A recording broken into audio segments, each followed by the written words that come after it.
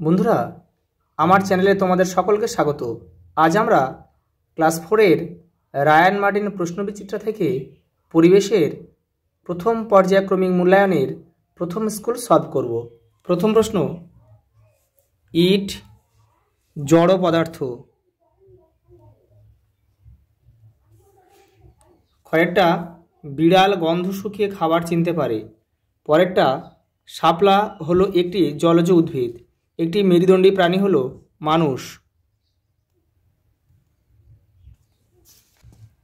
পরের প্রশ্ন, সঠিক উত্তরটি বেছে লেখো।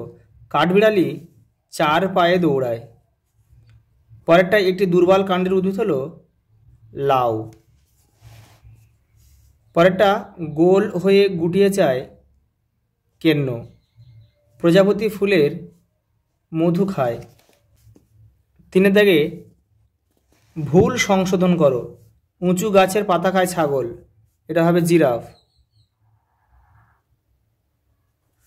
ব্যাঙ ডাকে শীতকালে, এটা হবে বর্ষাকালে। পরেরটা, একটি বিষাক্ত গাছ সেগুন, এটা হবে স্বর্ণলতা।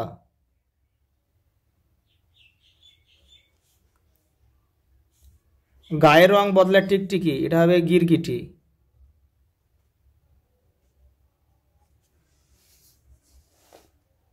গিরগিটি। পরের প্রশ্ন, মাছের শরীরে আঁশ এবং পাখনার কাজ কি? তোমাদের পাঠ্য বইয়ের 12 নম্বর পৃষ্ঠায় উত্তরটা রয়েছে। এই যে মাছের সারা শরীরের যে আঁশ রয়েছে, আঁশগুলো বেশ শক্তপোক্ত, বাইরের আঘাত থেকে বাঁচায়, এটা হচ্ছে আঁশের কাজ। আর পাখনার কাজ হচ্ছে মাছ পাখনার সাহায্যে জলে সাঁতার কেটে বেড়ায়।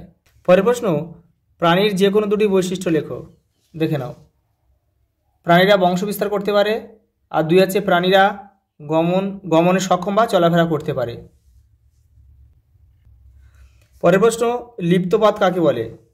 যেসব প্রাণীদের পায়ের আঙুলগুলো জোড়া তাদের লিপ্তপদ প্রাণী বলে, যেমন হাঁস, ব্যাঙ। এই লিপ্তপদের সাহায্যে এই সকল প্রাণীরা জলে সহজে সাঁতার কেটে বেড়ায়। পরের প্রশ্ন, আমাদের পরিবেশ কয় ভাগে বিভক্ত ও কী কী? 2 ভাগে বিভক্ত, প্রাকৃতিক পরিবেশ আর সামাজিক পরিবেশ। পরের প্রশ্ন, পাখিরা অনেকক্ষণ আকাশে ওড়ে কিন্তু ক্লান্ত হয় না কেন? তোমাদের পাঠ্য বইয়ের 13 নম্বর পেজে উত্তরটা রয়েছে।